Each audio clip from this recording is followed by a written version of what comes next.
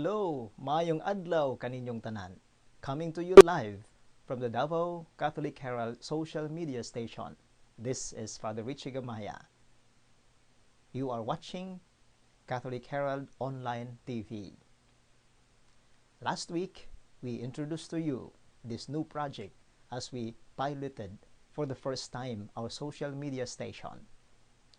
As you remember, we have tackled documents from the local, PCP2, and even as far as Vatican II. But maybe some of us might be so full of questions. Why did we quote a lot of documents? What are all these for? But let us remember that all those documents are rooted in the Word of God. Even Jesus said, "Go and preach the good news." As I mentioned in our last episode, woe to us if we don't preach the good news, as St. Paul tells us. But yes, in the work of social communications and mass media, ours is for evangelization. We do not communicate just for the sake of communication. And we remember that even Jesus is the communicator, and he is also the communication himself. He communicated the Father to us. He is the message and the messenger. Because when God communicates, it is all truth. Because when he speaks, when he writes, it also comes true. His word and deed are all one. It cannot be separated. Unlike us, people sometimes, we speak, we write, but it's not the truth.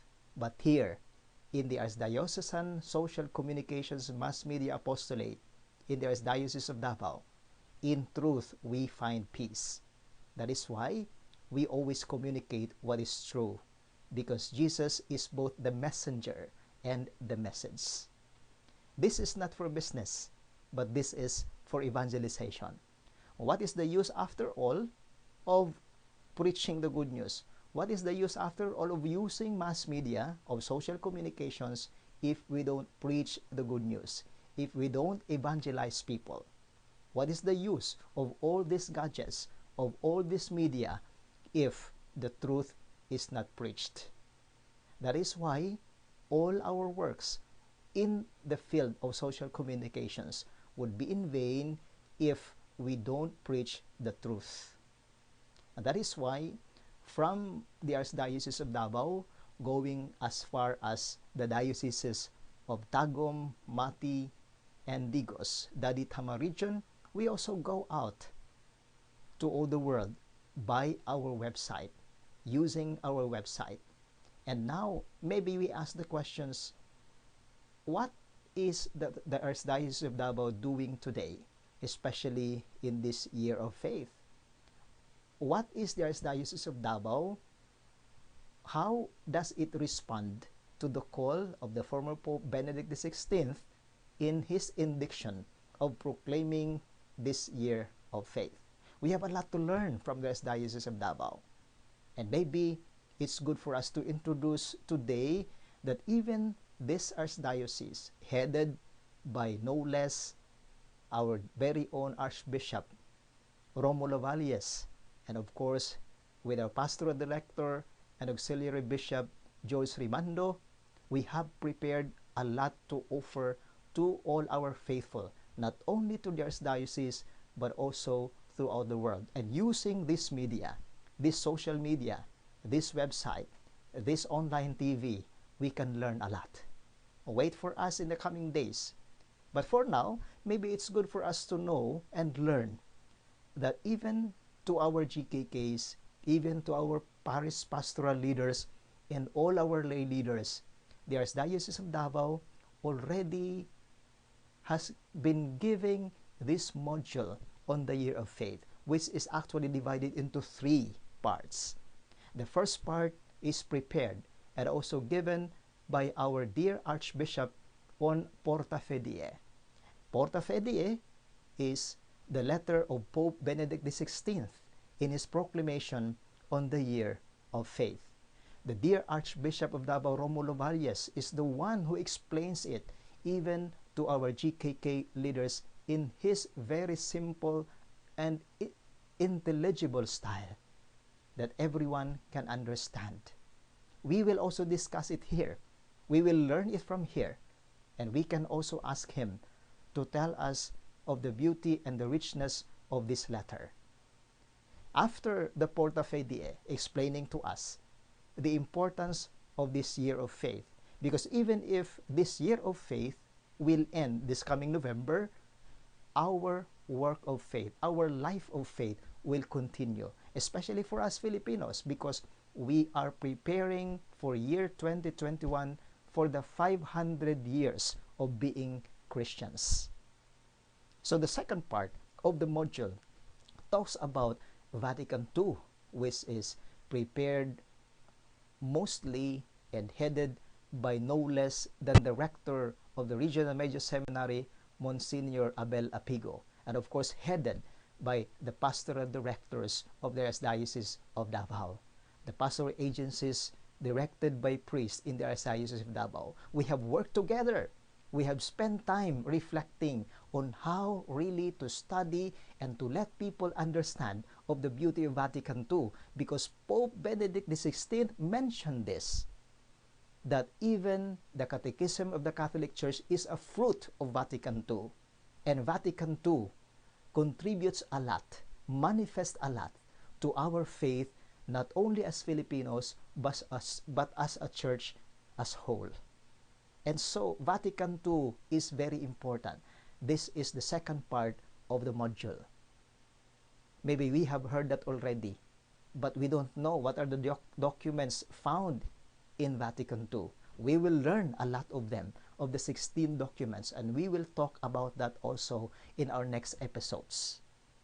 And lastly, of course, the third part of the module, prepared by, again, the pastoral directors of the Archdiocese of Davao, is on the Catechism of the Catholic Church, which Porta Fidei, Pope Benedict XVI letter, mentioned that this is our tool to be used in this year of faith.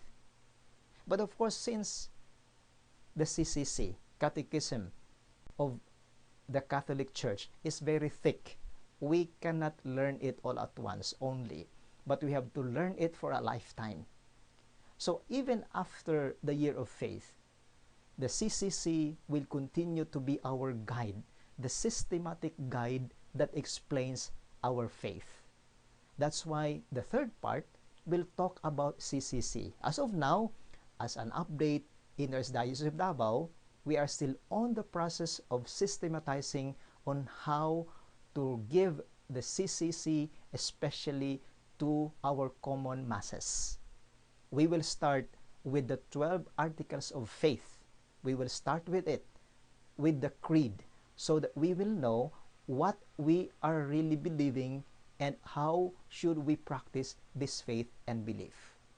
And of course, to connect CCC, the Catechism of the Catholic Church, and Vatican II, it would also be part of the summary after the 3 parts of the module is given. And so, my dear friends, this is very important because the year of faith was proclaimed by Pope Benedict XVI during the 50th anniversary of Vatican II and the 20th anniversary of the Catechism of the Catholic Church. That is why these 2 important documents are tackled in the module as we explain the importance of the year of faith. We have a lot to learn from this. In the coming days, in our coming episodes, we will talk about that. So join us, follow us, be with us as we celebrate the year of faith, as we live the year of faith and continue to evangelize one another. Before we end this episode, may I ask you to join with me in prayer. In the name of the Father, and of the Son, and of the Holy Spirit. Amen. Almighty and loving Father, source of all good gifts, source of our faith, we praise and thank you for giving us the gift of faith and for communicating yourself to us through your Son Jesus, the communicator, the messenger, and the message. We ask you, Heavenly Father, to continue to strengthen us in faith and enable us to manifest and witness our faith through our words and deeds, wherever we go, whatever we do, any time of the day. We ask you to inspire us to become evangelizers so that we may continue to strengthen one another in faith in you. All this we ask and thank through Christ our Lord. Amen. In the name of the Father, and of the Son, and of the Holy Spirit. Amen. And so, my dear friends, see you next week here at the Davao Catholic Herald Online TV, coming to you live from the Davao Catholic Herald social media station. We hope to see you here next week. Don't forget to get a copy of Asia's longest-running Catholic newspaper, the Davao Catholic Herald, as we feature to you the faith life experience of the Filipino people during the People Power Revolution. This is Father Richie Gamaya of the Davao Archdiocesan Commission on Social Communications and Mass Media. Have a blessed weekend.